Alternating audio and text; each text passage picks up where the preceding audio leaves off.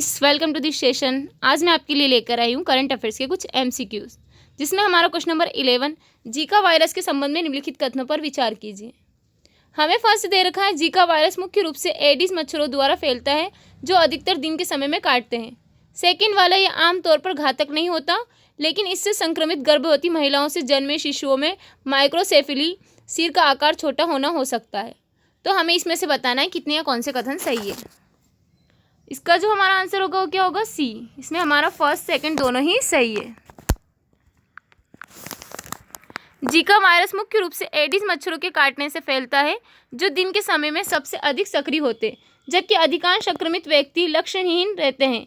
जिनमें लक्षण विकसित होते हैं उन्हें दाने, बुखार, मांसपेशियों और जोड़ों में दर्द, अस्वस्थता और सिर दर्द का अनुभव होता है, जो आमतौर 2 से कितने दिन तक रहता है, 2 से 7 दिनों तक रहता है। इसलिए हमारा फर्स्ट है वो सही है।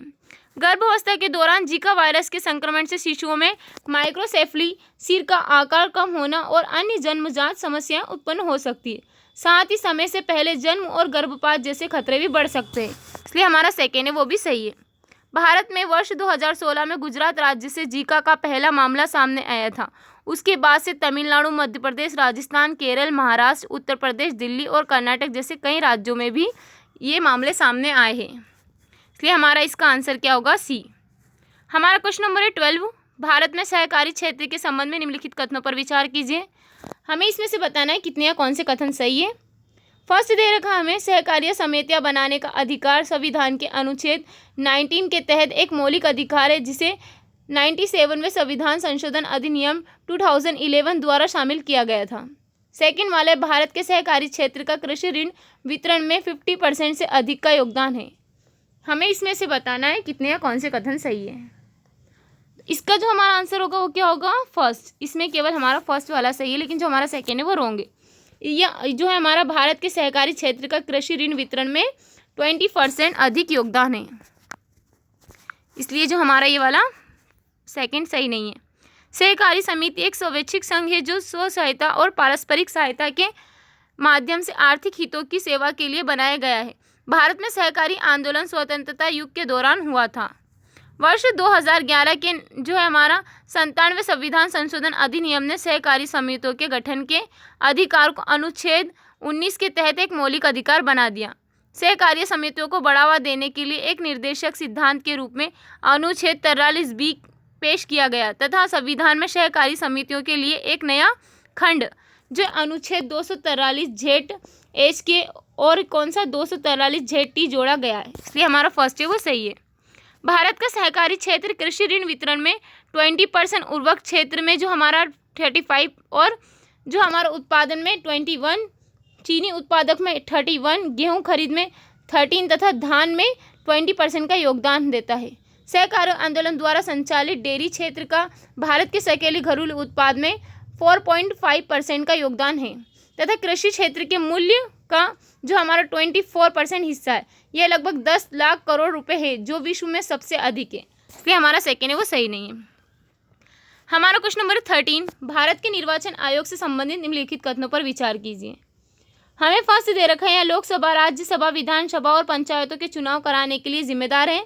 सेकेंड वाला, संविधान में मुख्य चुनाव आयुक्तों की नियुक्ति के लिए प्रविष्ट जो विशिष्ट प्रक्रिया का स्पष्ट उल्लेख किया गया है। थर्ड वाला, मुख्य निर्वाचन आयुक्त को सीधा जो कदाचार या अक्षमता के आधार पर पद से हटाया जा सकता है।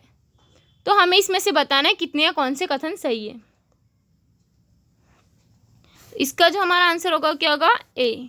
इसमें केवल हमारा जो है थर्ड वाला सही है, लेकिन जो हमारा इसमें फर्स्ट और सेकेंड है वो रॉन्ग है। यह लोकसभा, राज्यसभा, विधानसभा और जो है हमारा पंचायत, जो पंचायत के जो चुनाव कौन करवाता है, राज्य चुनाव आयोग की जिम्मेदारी है। तो इसलिए जो हमारा फर्स्ट वाला है वो रॉन्ग है। और जो हमारा है, संविधान में मुख्य चुनाव आयुक्तों की नियुक्ति के लिए विशिष्ट प्रक्रिया का स्पष्ट उल्लेख किया गया है। तो ये क्या, स्पष्ट उल्लेख नहीं किया गया है इसमें कुछ भी, तो ये भी सेकेंड वाला भी रॉन्ग है। इसमें केवल हमारा कौन सा सही है, थर्ड वाला।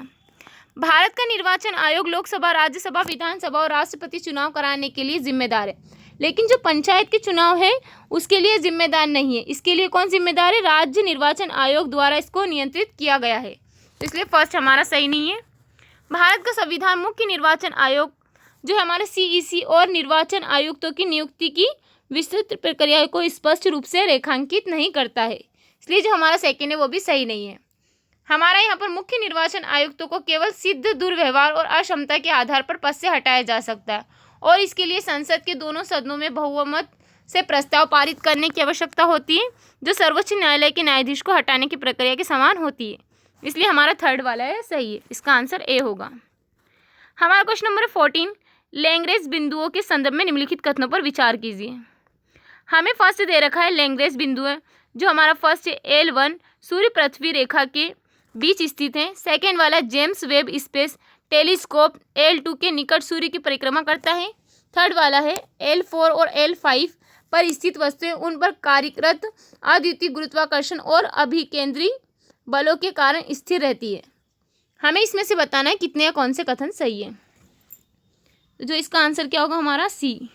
इसमें हमारा फर्स्ट सेकंड थर्ड तीनों ही सही है।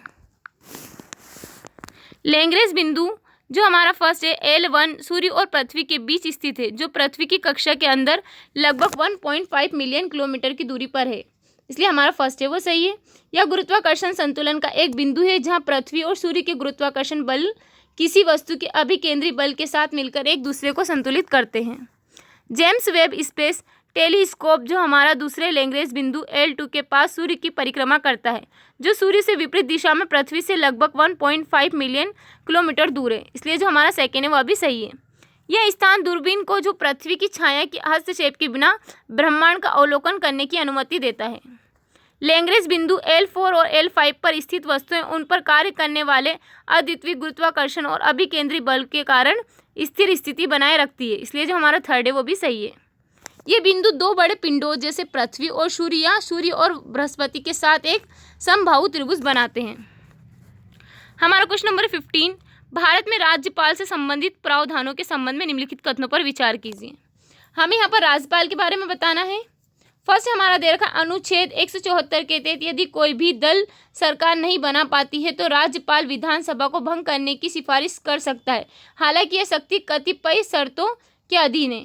सेकेंड वाला अनुच्छेद 174 के तहत राज्यपाल आम चुनाव के बाद पहले सत्र में तथा प्रतिवर्ष विधानमंडल को संबोधित करते हुए विधानसभा या दोनों सदनों को उसके आह्वान का कारण बताएगा। तो हमें इसमें से बताना है कितने या कौन से कथन सही है। तो इसका जो हमारा आंसर होगा वो क्या होगा सी। इसमें हमारा फर्स्ट सेकंड दोनों ही सही है। राज्यपाल की विधायी शक्तियां ये क्या करता है, अनुच्छेद 174 के तहत राज्यपाल मुख्यमंत्री की सलाह पर अथवा किसी दल जो है हमारे यहाँ पर द्वारा सरकार बनाने में अक्षम रहने की दशा में विधानसभा को भंग करने की सिफारिश कर सकता है, लेकिन यह शक्ति कतिपय शर्तों के अधीन है और पूर्ण रूप से विवेकाधीन नहीं है, इसलिए हमारा फर्स्ट है वो सही है। अनुच्छेद 175(2) के तहत राज्यपाल सरकार के बहुमत को सत्यापित करने के लिए फ्लोर टेस्ट का आह्वान कर सकता है और विधेयकों या अन्य मामलों पर विचार करने के लिए विधायिका को संदेश भेज सकता है।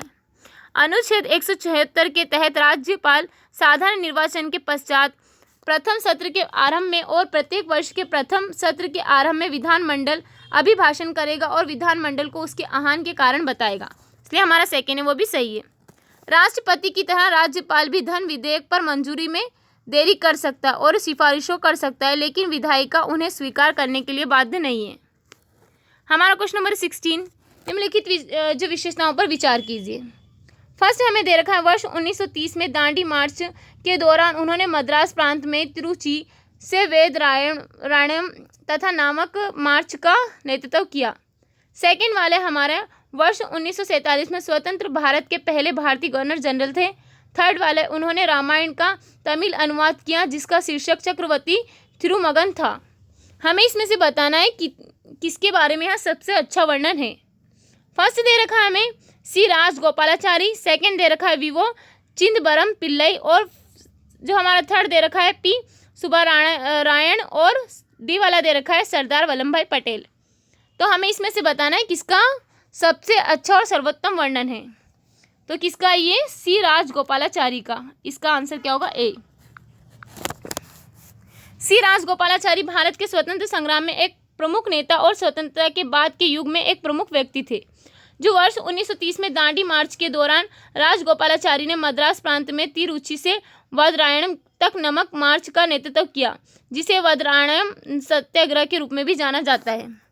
वज्रायणम जो सत्याग्रह के दौरान उनकी गिरफ्तारी के साथ ही उन्हें स्वतंत्रता आंदोलन में एक नेता के रूप में राष्ट्रीय स्तर पर पहचान मिली। राजगोपालाचारी स्वतंत्र भारत के पहले भारतीय गवर्नर जनरल थे और बाद में उन्होंने पश्चिम बंगाल के राज्यपाल के रूप में कार्य किया। उन्होंने सामाजिक सुधारों को लागू करने और खादी को बढ़ावा देने और सामाजिक समानता की वकालत करने में महत्वपूर्ण भूमिका निभाई थी। उन्होंने रामायण का तमिल में अनुवाद भी किया, जिसका शीर्षक चक्रवर्ती थिरुमगन था। इसलिए हमारा इसका आंसर ए होगा। हमारा क्वेश्चन नंबर 17, INS तुशील से संबंधित निम्नलिखित कथनों पर विचार कीजिए।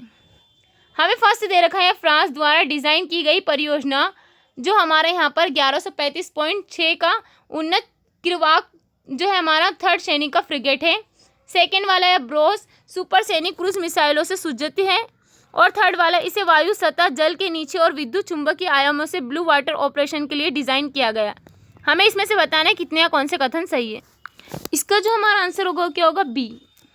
इसमें केवल हमारा जो सेकेंड वाला है वो सही है। इसमें हमारा जो सेकेंड और थर्ड है वो सही है, लेकिन जो हमारा फर्स्ट वाला है वो रॉन्ग है। यहाँ पर जो हमारा दे रखा है यह फ्रांस द्वारा डिजाइन की गई परियोजना है, लेकिन ये किसके द्वारा, INS तुशील रूसी द्वारा डिजाइन की गई परियोजना है। तो इसलिए जो इसका आंसर हमारा क्या होगा, बी। INS तुशील रूसी द्वारा डिजाइन वाली परियोजना जो है क्या 1135.6 का उन्नत क्रिवाक जो है 3 श्रेणी का फ्रिगेट है, जो उन्नत हथियारों से सुसज्जित है। इसलिए हमारा फर्स्ट है वो सही नहीं है। INS तुशील बृहद सुपरसोनिक क्रूज मिसाइलों, सतह से हवा में मार करने वाली मिसाइलों, एंटी सबमरीन टारपीडो और इलेक्ट्रॉनिक युद्ध प्रणालियों से सुसज्जित है। इसे वायु, सतह, जल के नीचे और विद्युत चुंबकीय आयामों में ब्लू वाटर ऑपरेशन के लिए डिजाइन किया गया है। इसलिए हमारा थर्ड है वो भी सही है। जो भारत के सागर क्षेत्र में सभी के लिए सुरक्षा और विकास के साथ समरैखिक है, जिससे जो है हमारा हिंद महासागर क्षेत्र IOR में स्थिरता सुनिश्चित होती है। हमारा क्वेश्चन नंबर 18, उपकर के संबंध में निम्नलिखित कथनों पर विचार कीजिए। फर्स्ट दे रखा, उपकर एक प्रकार का कर है जो किसी विशिष्ट उद्देश्य के लिए लगाया जाता है।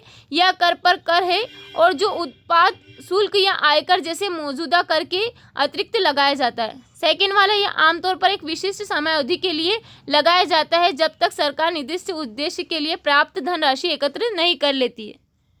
तो हमें इसका आंसर बताना है इसमें कितने या कौन से कथन सही है। तो इसका जो हमारा आंसर होगा वो क्या होगा, सी। इसमें हमारा फर्स्ट सेकेंड दोनों ही सही है।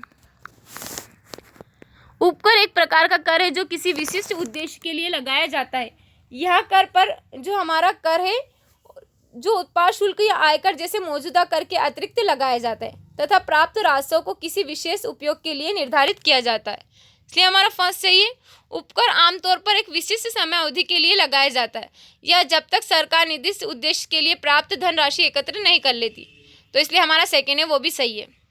उपकरों को संविधान में अनुच्छेद 277 और अनुच्छेद 270 जो संघ और राज्यों के बीच राजस्व साझाकरण ढांचे को रेखांकित करता है के तहत मान्यता दी गई है। उदाहरण, शिक्षा उपकर प्राथमिक शिक्षा के वित्त पोषण के लिए, स्वच्छ भारत उपकर स्वच्छता पहल के लिए और ईंधन उपकर सड़क विकास के लिए। हमारा क्वेश्चन नंबर है 19, भारतीय रिजर्व बैंक RBI के संबंध में निम्नलिखित कथनों पर विचार कीजिए। हमें फर्स्ट दे रखा है RBI अधिनियम 1934 की धारा 7 सरकार RBI अधिनियम की धारा 7 के तहत सार्वजनिक हित में RBI को निर्देश दे सकती है। सेकंड वाला, RBI बॉन्ड से आय अर्जित करता है लेकिन कोई अवशेष नहीं रख सकता है। इसलिए हमें बताना है इसमें से कितने या कौन से कथन सही है। तो इसका जो हमारा आंसर होगा वो क्या होगा, ए। इसमें केवल हमारा फर्स्ट वाला सही, लेकिन जो हमारा सेकेंड वाला है वो क्या इसमें रॉन्ग है। जो हमारा RBI बॉन्ड से आय अर्जित करता है लेकिन जो उसका हिस्सा है वो भी क्या करता है, एक हिस्सा इसका रखता है। तो इसलिए जो इसका आंसर हमारा क्या होगा, ए। RBI अधिनियम 1934 की धारा 7 सरकार RBI अधिनियम की धारा 7 के तहत सार्वजनिक हित में RBI को निर्देश दे सकती है, लेकिन इसके उचित उपयोग न होने से RBI की स्वायत्तता को कम करने के बारे में चिंता जताई गई है। इसलिए हमारा फर्स्ट है वो सही है। RBI बॉन्ड से आय अर्जित करता है और अधिशेष का एक हिस्सा जो रहता है आकस्मिक निधि और परिसंपत्ति रिजर्व जैसे बफर के लिए रखता है। तो इसलिए हमारा सेकेंड है वो सही नहीं है। आज का हमारा लास्ट क्वेश्चन है क्वेश्चन नंबर 20, निम्नलिखित कथनों पर विचार कीजिए। हमें फर्स्ट देखा है लेसन अल्बाट्रोस एक बड़ा पक्षी है जो अपनी गतिशील उड़ान क्षमता के लिए जाना जाता है और इसका औसत जीवन काल 68 वर्ष है। सेकेंड वाला है स्नोई अल्बाट्रोस या वॉन्डरिंग अल्बाट्रोस, जो पंखों के फैलाव के संदर्भ में सबसे बड़ा उड़ने वाला समुद्री पक्षी है। हमें इसमें से बताना है कितने या कौन से कथन सही नहीं है। आपको ये ध्यान देने की ज़रूरत है कि आपसे पूछ क्या रहा है, सही पूछ रहा है या सही नहीं पूछ रहा है। तो इसमें क्या पूछ रहा है आपसे, सही नहीं है, तो इसमें क्या है हमारा डी आंसर होगा। इसमें हमारे दोनों ही सही है, इसमें हमारा कोई भी रॉन्ग नहीं है। लेसन अल्बाट्रोस एक बड़ा पक्षी है जिसका प्रजनन क्षेत्र हवाई में केंद्रित है। सभी अल्बाट्रोस की तरह यह गतिशील उड़ान के साथ लंबी दूरी तय करने में कुशल है। ये मुख्य रूप से रात में तथा ब्रीडिंग कॉलोनियों से दूर और भोजन फीडिंग करते हैं। नेशनल ओशनिक एंड एटमॉस्फेरिक जो हमारा रहता है एडमिनिस्ट्रेशन के अनुसार लेसन अल्बाट्रोस का औसत जीवन काल आमतौर पर कितना 68 वर्ष होता है, इसलिए जो हमारा फर्स्ट है वो सही है। स्नोई अल्बाट्रोस या वॉन्डरिंग अल्बाट्रोस पंखों के फैलाव संदर्भ में सबसे बड़ा उड़ने वाला समुद्री पक्षी है जो क्या है IUCN रेड लिस्ट में संरक्षण की स्थिति संवेदनशील है, इसलिए जो हमारा सेकेंड है वो भी सही है। उम्मीद है जो आज का हमारा सेशन अच्छा लगा आपको। अगर आपको हमारा सेशन अच्छा लगा है तो इसी तरह की अपडेट के लिए हमारे चैनल को सब्सक्राइब करें और बेल आइकन को दबाना ना भूलें। Okay, thank you so much.